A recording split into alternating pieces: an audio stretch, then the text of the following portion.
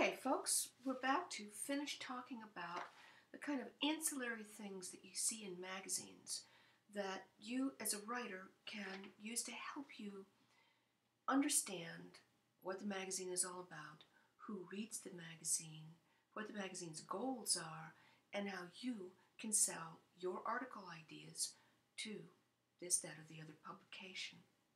Today we're going to talk about advertising. And one thing you need to know about magazines is that most commercial magazines do not earn their keep by selling subscriptions to readers. The reader is important. All the content is directed at the reader, but the reader, him or herself, actually is a product. The reader is the product that the magazine sells to advertisers. And advertising is the bread and butter of magazines.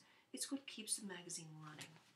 So the content delivers a reader, and the reader then becomes the product that's being sold to the advertiser.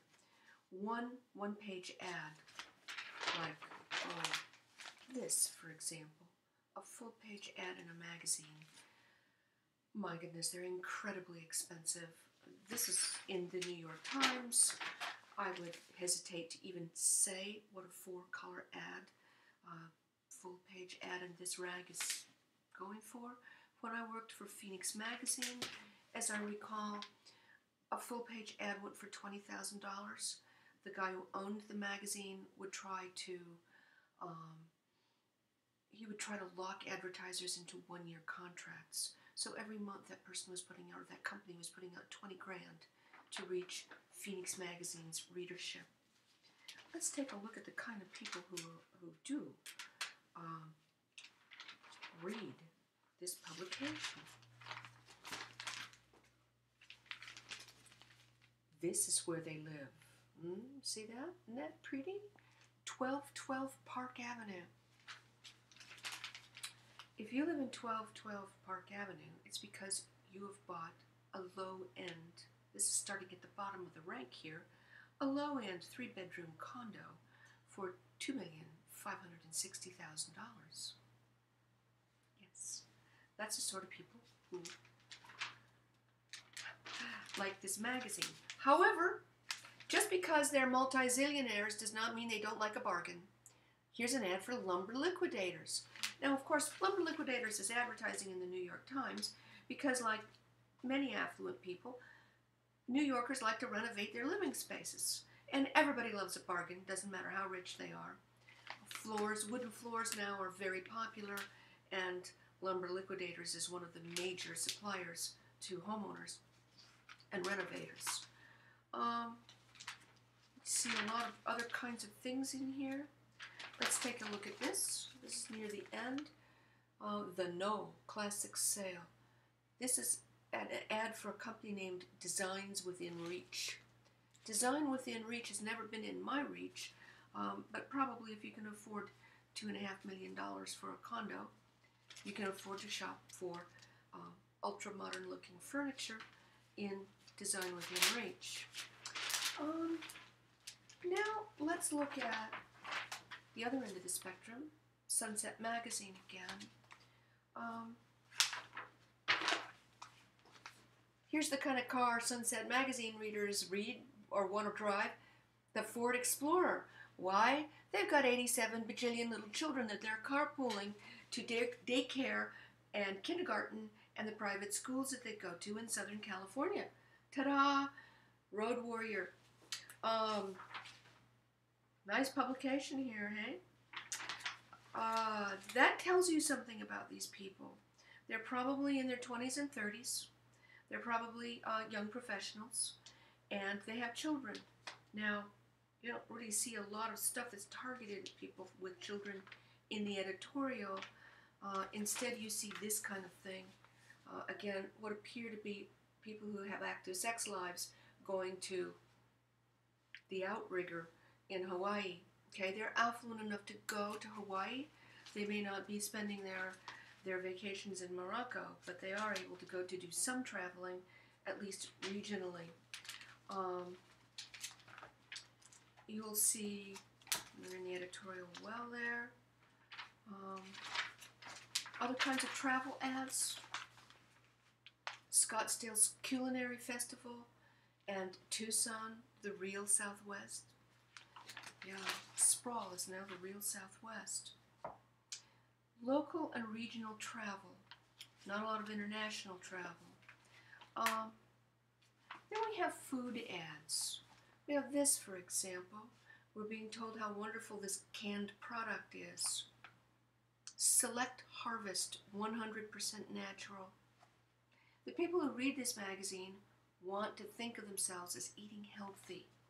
And when they try to, here's in the editorial, tofu curry. They want to eat tofu. They're kind of adventurous. And they like that kind of thing. Here is an ad for almonds, the ultimate in sophistication. Almonds on your asparagus. Good. Okay? So that's the kind of person who's reading this publication. Someone who's moderately affluent, but not necessarily fabulously wealthy. Still young enough to be on the way to making it, if they ever do make it. But enjoying life, wanting to enjoy life, interested in eating healthy, probably doing a lot of driving. They have a big vehicle. You know, they need to survive the homicidal streets. And they have children, because you have a guess at that, because a Ford Explorer is something that you use for carpooling and you use for hauling stuff home from the Home Depot and Costco. Now we have another kind of publication, The Atlantic. We've already seen that. We think the readership of The Atlantic is moderately affluent. We gathered that earlier by some of the content and some of the things that we've seen. This is a highly educated readership. So are the people who read the New York Times. They also are, you have to be well educated to make that kind of money, usually.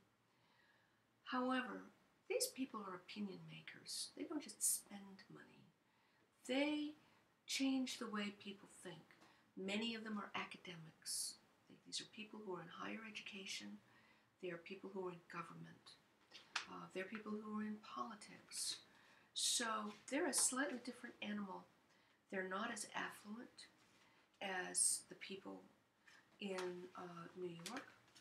This is their idea of a status symbol, a Hyundai. Okay, that is not your average Porsche. The highest rank large premium car in vehicle peel. Whatever you guys say. They do have money. Here's an ad for Bose Hamilton, financial management. They're looking to manage retirement funds. That's interesting. They vacuum their own floors. But they can afford an expensive vacuum cleaner. This is a Dyson. And you know what those things cost. Either they can afford an expensive vacuum cleaner for themselves, or they can afford to give their cleaning lady a nice vacuum cleaner. They read Kindles, okay? They would like to get rid of the walls full of books that are gathering dust in their living room, and they're very interested in technological applications, and they are interested in using those things for reading and pleasure. They do, however, still buy books. Here's an advertisement for Daedalus Books.